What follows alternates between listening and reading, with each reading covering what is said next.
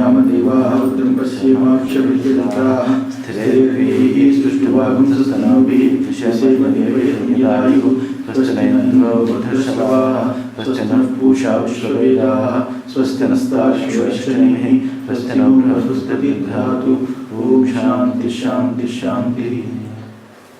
निन्न सप्रयोजनता तेषां स्वप्ने विप्रतिपद्यते तस्मात् आद्यन्तवत्वेन मिथ्यैव करुते स्मृताः అనేది నిన్నటి వరకు అయింది. అంటే ఆ జాగ్రత్త దృశ్యాలు ఏవైతే ఉన్నాయో అవి ప్రయోజనం కలిగించుట అనేది ఏదైతే ఉన్నదో అది స్వప్నమందు విరుద్ధంగా ఉంటుంది. జాగ్రత్తలో కలిగే ఆ యొక్క పదార్థాల యొక్క ప్రయోజనము స్వప్నంలో విరుద్ధంగా ఉంటుంది, అంటే స్వప్నంలో అప్రయోజనంగా ఉంటుంది. అలాగే స్వప్నంలో కలిగే ప్రయోజనాలు జాగ్రత్తలో అప్రయోజనంగా ఉంటుంది. అందువల్ల రెండు కూడా ఆధ్యాత్మికవంతములు అవడం చేత ఆ పదార్థాలు మిథ్యాభూతములై ఉన్నవి. ఇవి జాగ్రత్త పదార్థాలు మిథ్యాభూతములు అయి ఉన్నాయి స్వప్నము వలె అని నిన్న దాని గురించి విపులంగా చెప్పుకున్నాం. ఇప్పుడు 2వ అధ్యాయంలో 8వ కారిక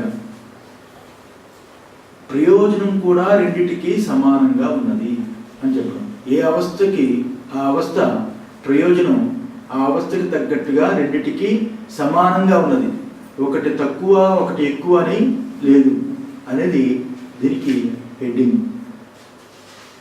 అపూర్వం స్థాని ధర్మో హి యథా స్వర్గ నివాసినాం తానయం ప్రేక్షతే గత్వా యథైవేహ సుశిక్షితః అపూర్వం స్థాని ధర్మో హి యథా స్వర్గ నివాసినాం తానయం ప్రేక్షతే గత్వా యథైవేహ సుశిక్షితః. అపూర్వం స్థాని ధర్మో హి స్వప్నమునందు అపూర్వ దర్శనం. అపూర్వ దర్శనం అంటే ఎప్పుడూ చూడనిది, లోకంలో జాగ్రత్తలో ఎప్పుడూ చూడనిది, ఎప్పుడూ తెలియనిది, అలాంటి అపూర్వ దర్శనం, ఆశ్చర్యకరమైన దర్శనాలు ఏవైతే ఉన్నాయో స్వప్నంలో అవి యథా స్వర్గ నివాసినం. స్వర్గం ఆ రకంగానే స్వర్గమునందు నివాసించేవారు ఎవరైతే ఉన్నారో వారి వలె అపూర్వం కదా. స్వర్గంలో నివాసించే వారి యొక్క శరీరాదులు జీవనాదులు ఎలా ఉంటాయో అవి అపూర్వం ఎలాగో స్వప్నంలో కూడా ఆ రకంగా అపూర్వ దర్శనాలు కలుగుతూ ఉంటాయి. తానియం ప్రేక్షతే గత్వా యథైవేహ సుశిక్షితః.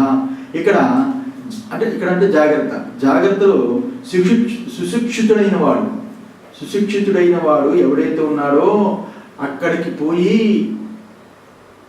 పోయి ఆ పదార్థాలు ఏవైతే ఉన్నాయో ఆ పదార్థాలు చూస్తున్నాడు అని దీనికి అర్థం. ఆ రకంగానే ఆ స్వప్నావస్థ ఆ స్వప్నంలో ఆ పదార్థాలు అక్కడ చూస్తున్నాడు. అదే జాగ్రత్త అవస్థలో అక్కడికి పోయి ఆ పదార్థాలు చూస్తున్నట్టే చెప్తాడు దానికి అర్థం. ఇది కారిక. ఇప్పుడు ఇక్కడ స్థాని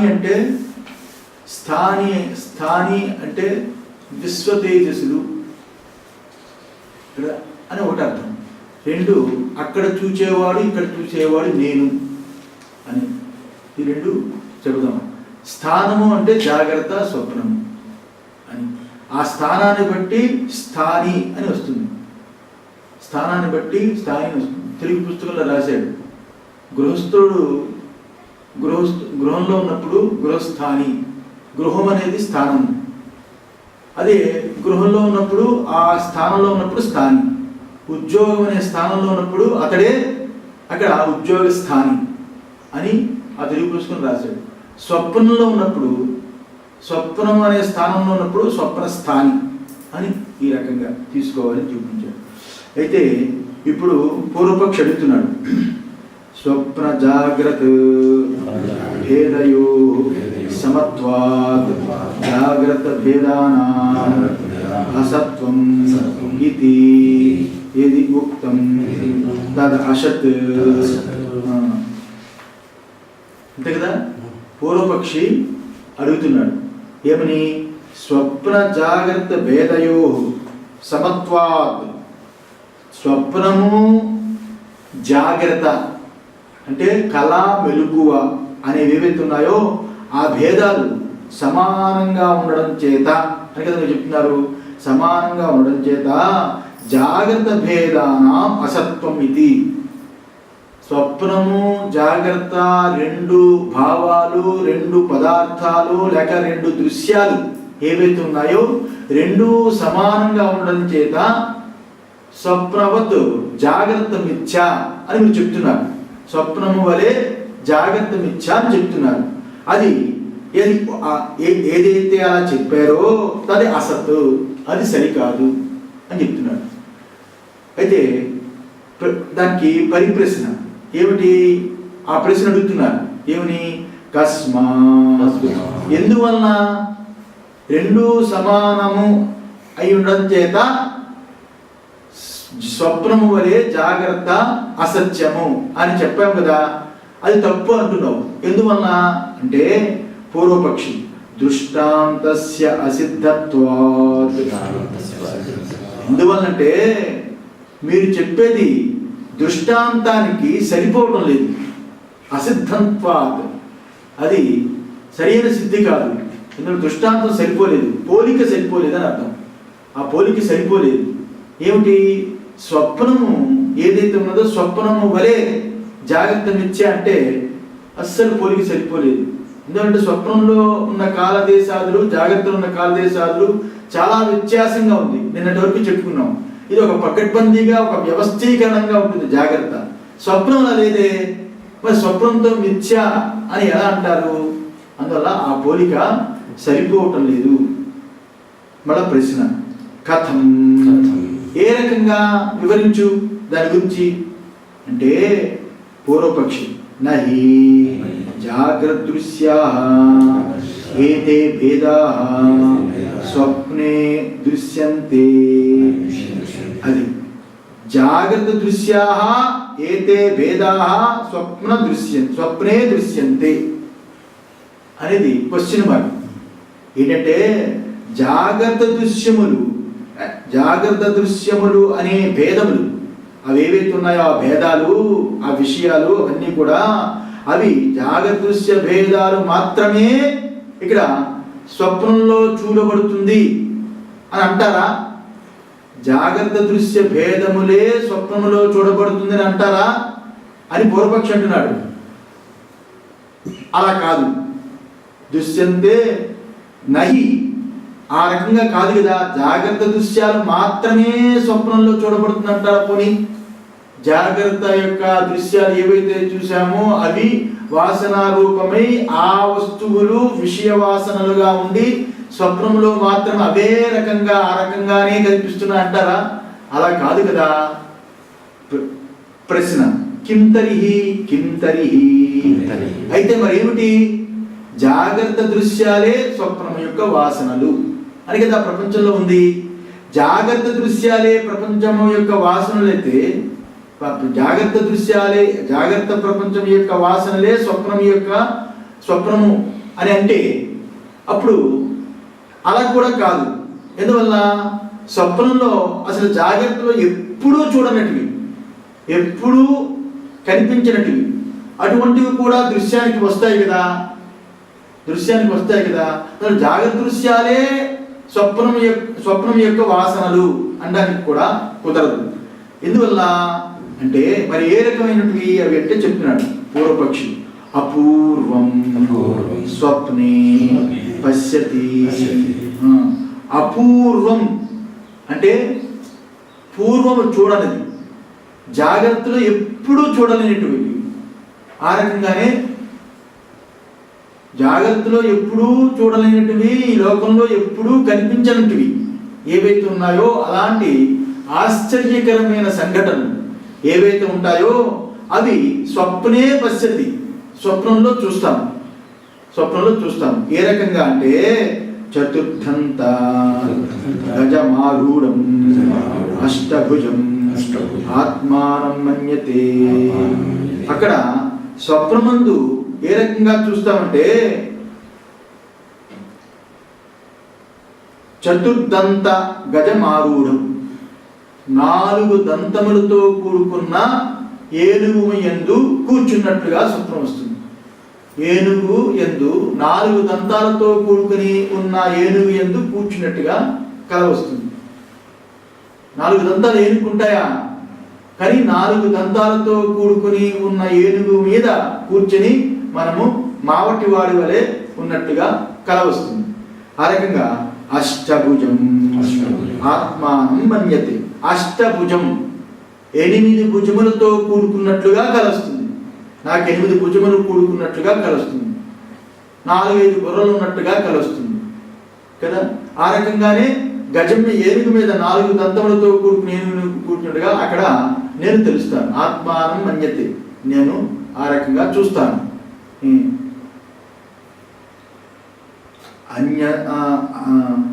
అన్యదపి ఏనం ప్రకారం అపూర్వం పశ్యతి స్వప్నే.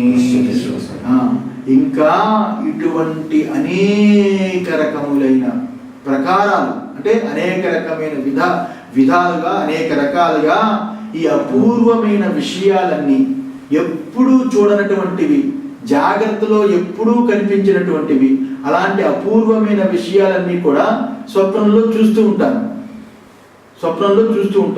తత్ నా అన్యేన అసతా సమం ఇది.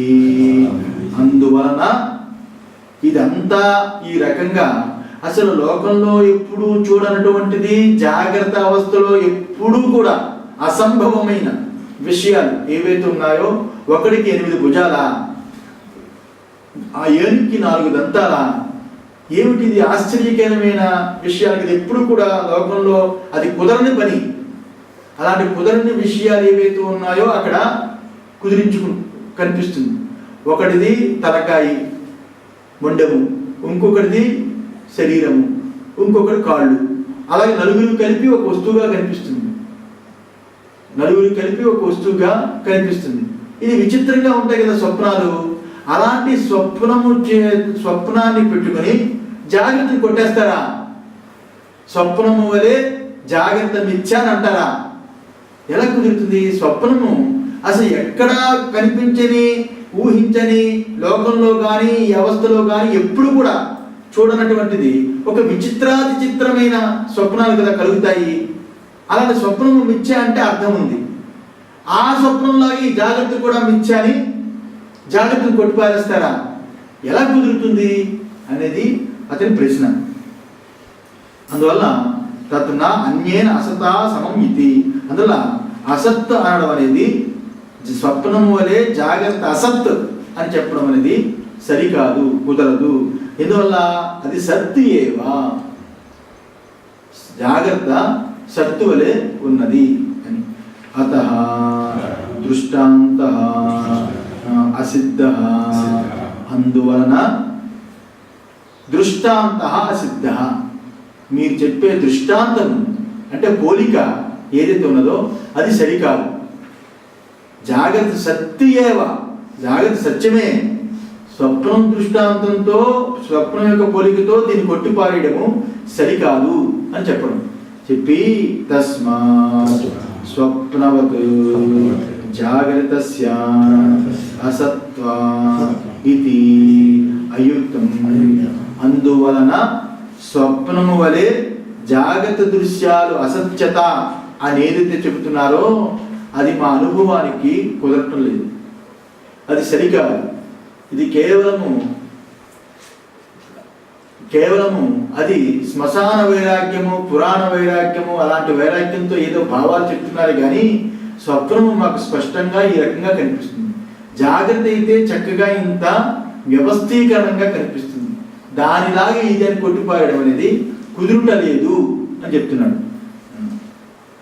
ఇక్కడ అపూర్వం అంటే ఎప్పుడూ మనం ఈ ప్రపంచంలో చూడనిది, ఎప్పుడూ కనిపించినది, అసలు మనసుకు కూడా ఊహించనిది ఏదైతే ఉన్నదో అది అపూర్వం, ఆశ్చర్యకరమైన విషయం, అది అపూర్వం.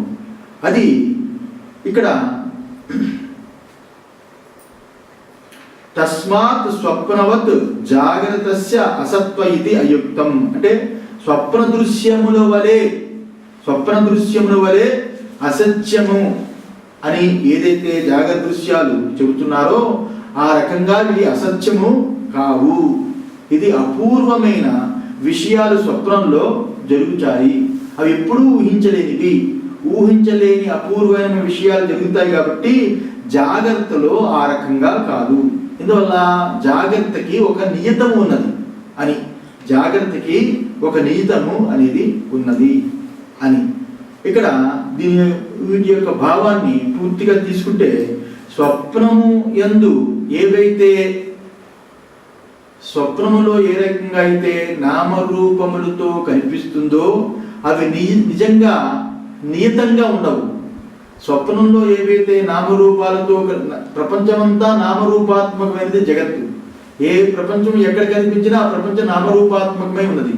అలాంటి నామరూపాత్మకమైన ప్రపంచము ఏదైతే ఉన్నదో అది నియతంగా ఉండదు, ఒక నియమంగా ఉండదు, ఒక కాలబద్ధంగా ఉండదు స్వప్నంలో. అయితే ఇప్పుడు స్వప్నంలో అక్కడ మనము చూస్తున్నప్పుడు ఒక గృహము ఏదైతే ఉన్నదో అది ఉన్న గృహము ఒక పక్షిలాగినట్టుగా వస్తుంది. స్వప్నంలో ఉన్న ఇల్లు ఉన్నట్టుగా ఉండి ఒక స్వప్నంలాగినట్టుగా వస్తుంది కదా. ఆ రకంగానే స్వప్నం ఏ రకంగా ఆ రకం కలుగుతుందో ఆ రకంగానే ఒక కొండ నీరై ప్రవహిస్తున్నట్టుగా వస్తుంది. ఒక వ్యక్తి గాలిలో జీవని ఎగురుతున్నట్టుగా వస్తుంది. పక్షి ఎప్పుడు కూడా మనిషిలా మాట్లాడదు, జాగ్రత్త అనుభవాన్ని. కానీ స్వప్నంలో పక్షులు అక్కడ మనిషిలా మాట్లాడుతున్నట్టుగా వస్తుంది. తన ముందుకు తీసుకుని తొడ మీద పెట్టుకుని పేలేరుతున్నట్టుగా వస్తుంది. తన శవాన్ని తానే మోస్తున్నట్లుగా కలుస్తుంది. చిత్రాతి విచిత్రంగా అపూర్వమైన స్వప్నాలు వస్తాయి కదా. అలాంటి ఎట్టి సంబంధము లేదు ఆ స్వప్నము. అందువల్ల మేము మిథ్య అంటాం లోకంలో. కానీ మీరేమంటున్నారు, స్వప్నంలాగా జాగ్రత్త కూడా మిథ్య అని అంటున్నారు. అలాంటి అనియతమైన, అసలు సంబంధము లేని ఆ రకమైనవి జాగ్రత్తలో ఉండవు కదా.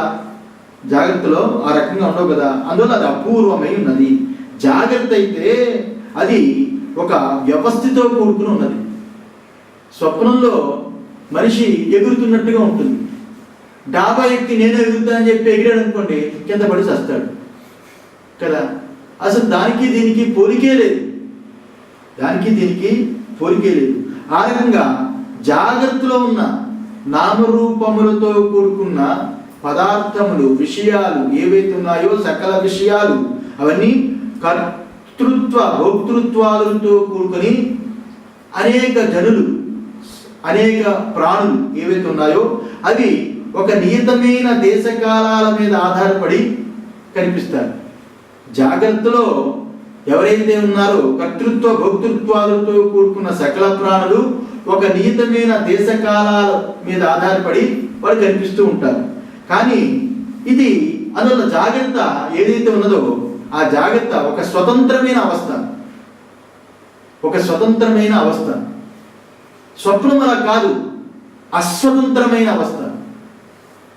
స్వప్నము ఏదైతే ఉన్నదో అది ఎందుకు వస్తుందో తెలియదు, ఎందుకు పోతుందో తెలియదు. పోయే స్వప్నం మళ్ళీ తిరిగి రాదు. కానీ జాగ్రత్త ఆ రకంగా కాదు, అది స్వతంత్రంగా ఎప్పుడూ ఒకలాగే ఉంటుంది.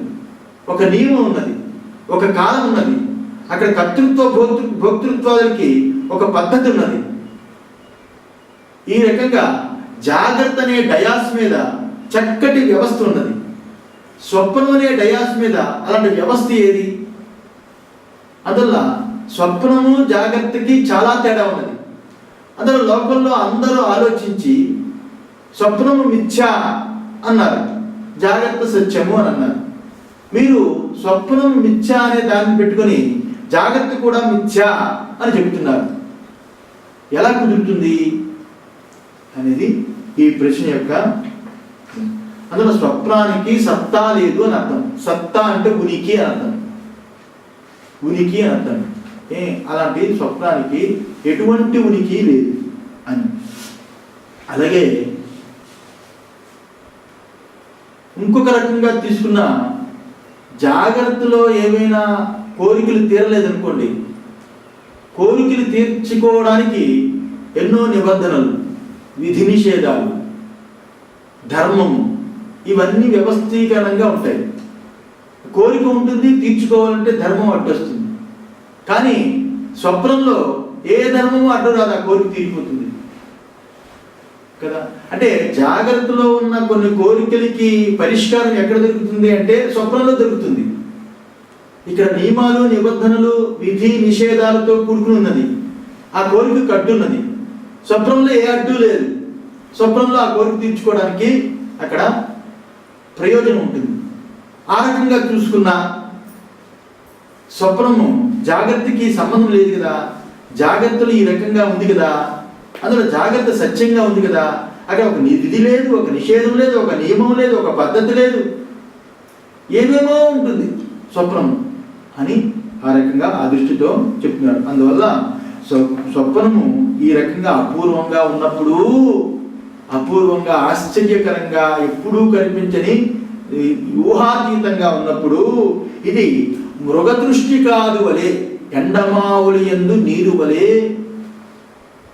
జాగ్రత్త అసత్యము అని స్వప్నం యొక్క పోలికతో ఎండమావులి యందు నీరు వలె ఈ జగత్తు కూడా, ఈ ప్రపంచము కూడా, ఈ జాగ్రత్త కూడా అసత్యమని ఎలా చెప్తారు మీరు అనేది ఇక్కడ దీని అర్థం. సిద్ధాంతం చెప్తున్నాడు.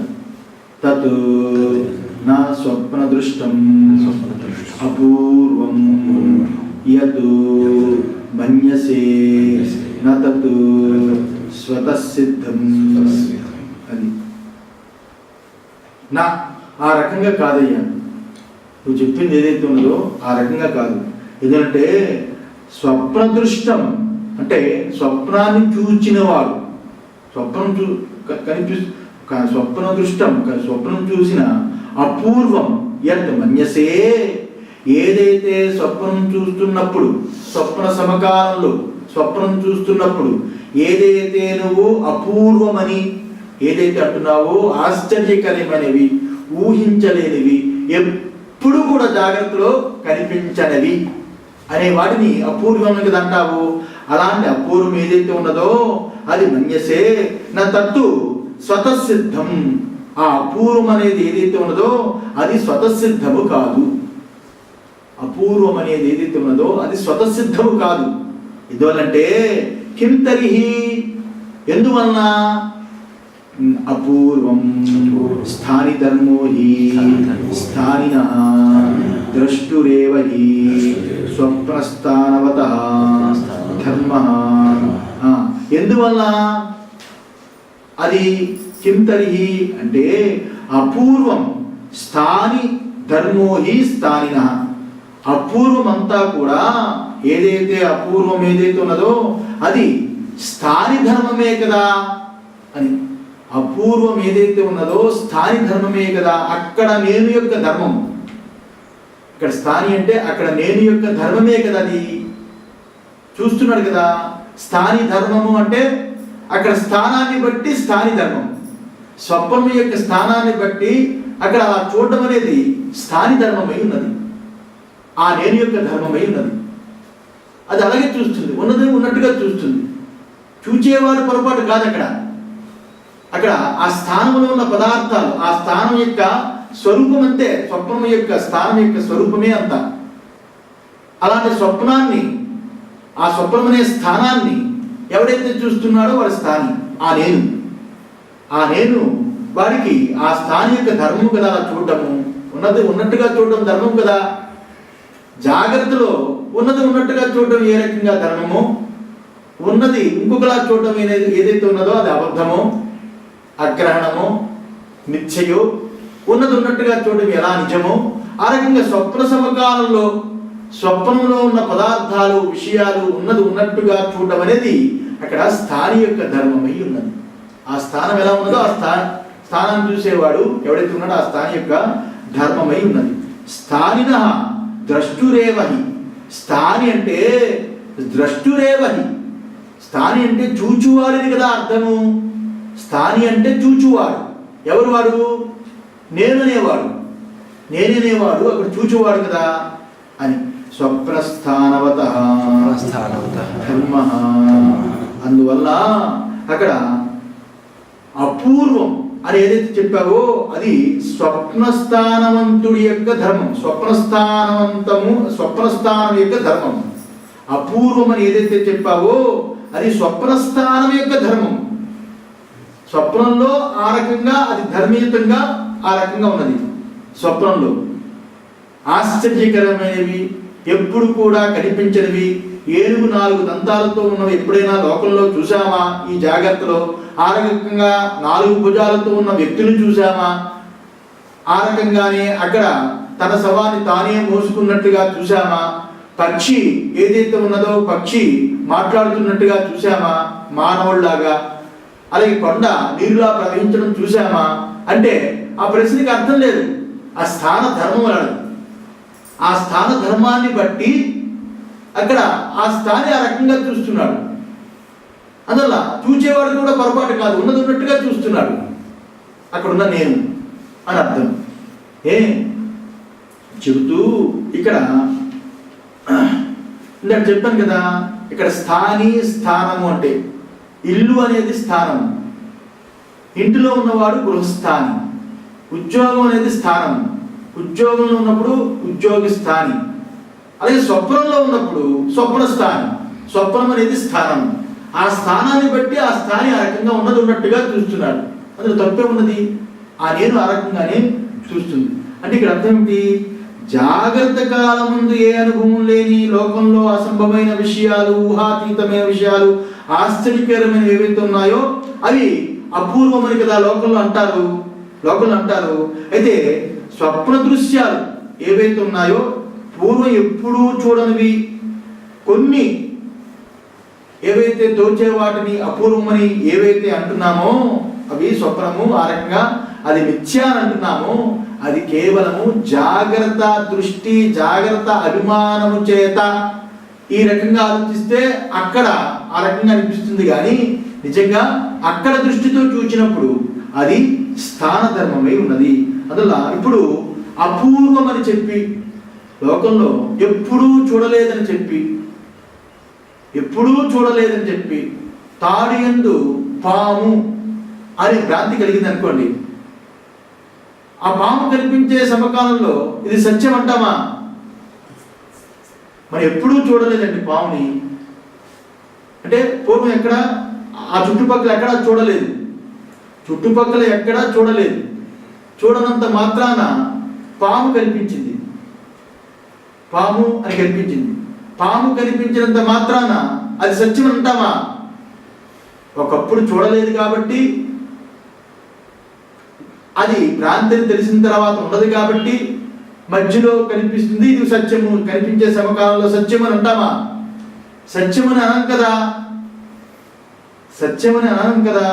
అందువల్ల అది ముందు కనిపించినది ఇప్పుడు కనిపించింది అంటే సత్యం అనం కదా. అది అపూర్వం అంటే ఆశ్చర్యకరంగా పాము కనిపించింది అనుకోండి. ఆశ్చర్యకరంగా పాము నాకు గడియలు కనిపించింది అనుకోండి. కనిపిస్తూ ఉందంటామా? దాన్ని విచారించి వివేకం చేత తాళని తెలుసుకున్నప్పుడు పాము లేదంటాం కదా. ఆ రకంగా జాగ్రత్త దృష్టి చేత ఇక్కడ అపూర్వంగా అనిపించినప్పటికీ ఇక్కడ జాగ్రత్త సమకాలంలో స్వప్నము లేదు అనేది సత్యం. కానీ స్వప్న సమకాలంలో ఏదైతే కనిపిస్తుందో ఆ సమకాలంలో అది సత్యమే ఉన్నది.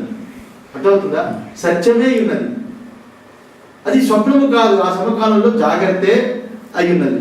ఆ రకంగా స్వతసిద్ధమే సత్యం అంటే ఏమిటి? అసలు ఏదైతే స్వతసిద్ధమై ఉంటుందో అది సత్యం. ఏదైతే స్వతసిద్ధముగా తన రూపం ఉండదో అది అసత్యం కదా. నేను అనేది ఏదైతే ఉన్నదో అది దేహేంద్రియాదులతో కూడుకొని దేహాత్మ అని అనుకున్నప్పుడు ఇది సత్యము కాదు అంటాం. ఎందువల్ల? నేనుకి దేహాదులు స్వతసిద్ధమైనవి కాదు. కాబట్టి అలాంటి దేహాదులు అసత్యము అంటాం. అలాంటి దేహాలకి వేరుగా ఉన్న నేను సత్యము అంటాం. దేహాదులకి వేరుగా ఉన్న నేను సత్యము అంటే ఆ సత్యము అనే నేను ఎలా తెలియబడుతుంది అనేది తర్వాత ప్రశ్న, తర్వాత జవాబు. అయితే దేహాదులు స్వతసిద్ధము కాదు, అవి సత్యము కాదు అంటాము. అయితే స్వతసిద్ధం కాకపోతే దేహాదులు ఏమంటాము? ఆగంతుక అంటాము. దేహాదులు నేను యందు ఆగంతుకమే గాని సత్యము కాదు అని అంటాము కదా. ఆ రకంగా ఎందువల్ల? దేహాదులు యందు నేను ఆధారపడి లేదు. ఎందువల్ల అంటే నేను అనేది నిరపేక్షకమై ఉన్నది, నిరపేక్షకమై ఉన్నది. ఇది దేన్ని అపేక్షించి ఉండదు. నేను అనేది దేనిని అపేక్షించి ఉండదు, నిరపేక్షకమై ఉన్నది. అది దేహాదులతో వచ్చినప్పుడు దేహాదులతో కూడుకుని నేను అంటాం. నేను దేహాదులతో కూడుకుని నేను అన్నప్పటికీ ఇది ఆగంతుకమే కానీ స్వతసిద్ధము కాదు అని అంటాం. ఆ రకంగా ఇక్కడ స్థాని ధర్మము ఏదైతే ఉన్నదో అది ఆగంతుకమే కానీ అది స్వతసిద్ధము కాదు. ఆ నేనునే సకల ప్రపంచము ఆయనకి కనిపిస్తుంది కదా. ఆ ప్రపంచం, ఆ నేనుకి ప్రపంచమంతా అనుభవిస్తున్నాడు కదా అక్కడ అనేక రకాలుగా. అది స్వతసిద్ధము కాదు, ఆగంతుకము అని అక్కడ ఉన్న నేనుకి ఆ రకంగా కనిపిస్తుంది, ఇక్కడ ఉన్న నేనుకి ఈ రకంగా కనిపిస్తుంది. అందువల్ల ఏదైతే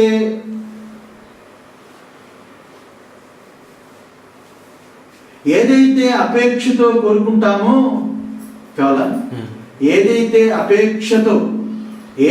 అపేక్షతో కోరుకుంటామో అది అసత్యము అంటాము. లోకంలో ఏదైతే అపేక్షతో కూడుకుంటామో అది అసత్యం అంటాము. దేహేంద్రియాదులు లేకపోతే నేను లేడు అనుకోండి, అప్పుడు అది అసత్యం అంటాం. దేహేంద్రియాలతో పాటు నేను అసత్యం అంటాను. అయితే దేహేంద్రియాలు లేకపోయినా నేను అని తెలుసుకున్నాం అనుకోండి, అది నిరపేక్షమే ఉన్నది, అది నిరపేక్షమై ఉన్నది. అందువల్ల ఏదైతే ఇంకొక చోట ఉన్నదో సుషుప్తిలో దేహాదులు లేవు, అప్పుడు దేహాదులు అభావము అంటాం. దేహాదులతో కూడుకున్నప్పుడు అది సాపేక్షమై ఉన్నట్టుగా కనిపిస్తుంది. ఆ రకంగా స్వప్న దృష్టుం అని అక్కడ అన్నారు కదా. స్వప్న దృష్టు అని ఏదైతే అన్నాడు, స్వప్న దృష్టం అని అన్నాడు. తత్ నా స్వప్న దృష్టం అని, స్వప్న దృష్టం అని ఏదైతే అన్నారో, స్వప్నము చూచువాడు అని అపూర్వ అపేక్ష చేత, అది అపూర్వ అపేక్ష చేత స్వప్న దృష్టం అయ్యాడే కానీ అపూర్వ అపేక్ష చేత స్వప్న దృష్టం, స్వప్నాన్ని చూచేవాడు అయ్యాడే కానీ ఆ చూచుట, చూడబడుట, చూచేది అనేది ఆయన యందు ఆ అపూర్వం అనే అపేక్ష చేత అనిపించేది కానీ అది స్వతసిద్ధం కాదు, అది స్వతసిద్ధము కాదు అని అక్కడ అపూర్వం యత్ మన్యసే తత్ స్వతసిద్ధం, అది స్వతసిద్ధమై ఉన్నది కాదు అని ఈ రకంగా చెప్పు. స్వతసిద్ధం కాదు. ఎందువల్ల అది ఆగంతుకమై ఉన్నది. ఆ సమకాలంలో స్వప్నము ఆగంతుకమైన స్వప్నము తోచినప్పుడు ఆ రకంగా వాడు స్వప్నాన్ని చూచువాడు, స్వప్నాన్ని చూస్తున్నాడు అని, చూచువాడు చూచుతున్నాడు అనేది వారికి స్వతసిద్ధము కాదు, ఆగంతుకమై ఉన్నది. అంటే ఇక్కడ అర్థం ఏంటి?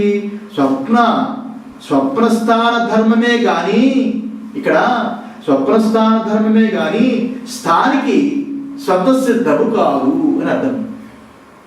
అక్కడ స్వప్నం చూస్తున్న సమకాలంలో స్వప్నము ఎలా ఉన్నదో ఆ స్వప్నాన్ని ఆ రకంగా చూడడం. స్వప్నం ఎలా ఉన్నది? నువ్వు చెప్పినట్లుగా 4 భుజములతో కూడుకున్న మానవులు, 4 దంతములతో కూడుకున్నట్టు ఏనుగులు, ఇవన్నీ ఉన్నాయనుకో, అది స్వప్నస్థాన ధర్మం.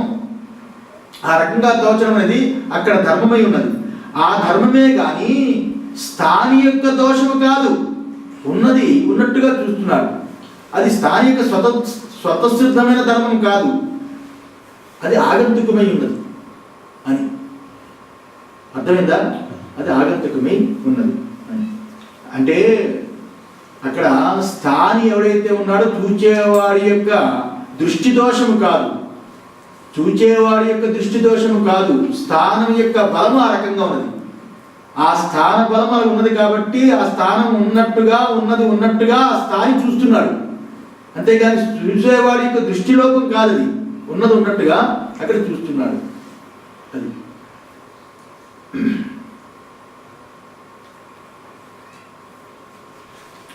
ఎందుకంటే స్థాని స్థాని యొక్క ధర్మమే ఏదైతే ఉన్నదో ఆ ధర్మాన్ని బట్టి స్థానిక ద్రష్టువు అని పేరు వచ్చింది, చూచువాడు అని పేరు వచ్చింది. ఆ స్థానాన్ని బట్టి అక్కడ స్థాని అయ్యాడు, ఒకదానికొకటి. ఆ స్థానాన్ని బట్టి ఆయన స్థాని అయ్యాడు, స్థానిని బట్టి ద్రష్టువు అయ్యాడు. ద్రష్టువు అనేది ఏదైతే ఉన్నదో ఆ రకంగా అనిపించుకున్నాడు. ఇదంతా కూడా ఆగంతుకమే అని అక్కడ స్థానాన్ని బట్టి అలా వచ్చింది తప్ప నిజంగా వాడు ఎప్పుడు చూచేవాడు కాదు కదా. ఎందువల్ల స్వప్నము తోచే సమకాలంలోనే వాడు ఉంటాడు, జాగ్రత్త తోచే సమకాలంలో వీడుంటాడు, నేను అనే వీడుంటాడు. స్వప్నము తోచే సమకాలంలో వాడుంటాడు, నేననే వాడుంటాడు. ఆ వాడు స్వప్నము తోచే స్వప్నము మొదలుకొని అంతము వరకు ఆ నేను ఉంటాడు. స్వప్నము తొలగిన తర్వాత, స్వప్నము రాకముందు ఆ నేనుండడు. ఆ నేను ఆ స్వప్నము కనిపించే దృశ్యాన్ని బట్టి ఆ నేను స్థాని అయ్యాడు. వాడు ఆగంతుకుడై ఉన్నాడు, వాడు స్వతసిద్ధంగా ఎప్పుడు ఉండేవాడు కాదు అని అర్థం. అర్థమైందా? ఈ రకంగా యథా స్వర్గ నివాసినా ఇంద్రాదీనా సహస్రాక్షత్వాది తథా స్వప్నదృశః అపూర్వః అయం ధర్మః న స్వతసిద్ధః ద్రష్టుస్వరూపవతు. యథా ఏ రకంగా అంటే మళ్ళా సిద్ధాంతం చెప్తున్నారు భాష్య గారు. ఏ రకంగా అంటే స్వర్గ నివాసిన, ఎందుకంటే స్వప్నము చూస్తున్న సమకాలంలో స్వప్నము సత్యమై ఉన్నది. నువ్వు ఏ రకంగా జాగ్రత్త చూస్తున్న సమకాలంలో, జాగ్రత్త ఉన్న సమకాలంలో జాగ్రత్త సత్యం అంటున్నావు. స్వప్నము చూస్తున్న సమకాలంలో, స్వప్నము అనుభవిస్తున్న సమకాలంలో అది అపూర్వమైనప్పటికీ, ఆశ్చర్యమైనప్పటికీ అక్కడ ఆ స్థానధర్మం అంతే. అక్కడ ఆ సమకాలంలో అది సత్యమై ఉన్నది అని చెబుతూ భాష్యకారులు